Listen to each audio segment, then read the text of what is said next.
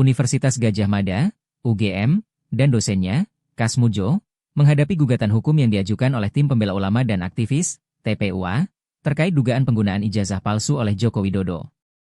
Gugatan ini menyoroti keaslian ijazah yang digunakan oleh Presiden Jokowi dalam proses pencalonannya. TPUA, yang terdiri dari beberapa tokoh termasuk Rai Suryo dan Rismon Sianipar, mendatangi kampus UGM pada 15 April 2025 untuk meminta bukti autentik terkait ijazah Presiden ke-7 Republik Indonesia tersebut. Mereka menyoroti perbedaan format ijazah dan penggunaan font yang dianggap tidak sesuai dengan era 1980-an. Selain itu, tidak adanya lembar pengesahan dan tanda tangan penguji pada skripsi Jokowi menambah keyakinan akan tuduhan ijazah palsu ini. Menanggapi hal ini, pihak UGM melalui Dekan Fakultas Kehutanan, Insinyur Sigit Sunarta, menegaskan bahwa ijazah dan skripsi Joko Widodo adalah asli.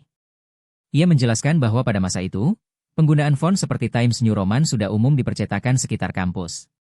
Selain itu, sistem penomoran ijazah mengikuti urutan nomor induk mahasiswa yang lulus, bukan menggunakan klaster tertentu.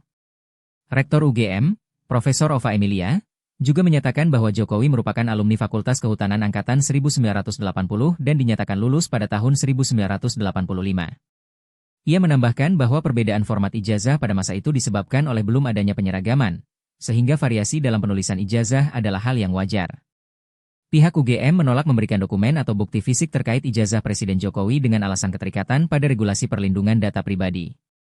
Mereka menegaskan bahwa data bersifat pribadi hanya dapat dibuka apabila diminta secara resmi oleh aparat penegak hukum.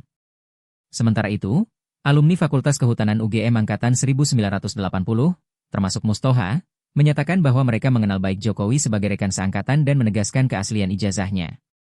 Mereka mengecam segala bentuk informasi sesat dan berita bohong yang ditudingkan terhadap Jokowi sebagai alumni Fakultas Kehutanan UGM. Hingga saat ini, proses hukum terkait gugatan ini masih berlangsung, dan pihak UGM menyatakan kesiapannya untuk memberikan klarifikasi jika diminta secara resmi oleh aparat penegak hukum. Demikian naskah berita mengenai gugatan terhadap UGM dan Kasmujo terkait dugaan ijazah palsu Jokowi. Bagaimana pendapat kalian guys? Silahkan tulis di kolom komentar ya. Jangan lupa, ikuti terus perkembangan terbaru laporan kasus ini hanya di Turida Media. Turida Media, informasi cerdas untuk pikiran terbuka.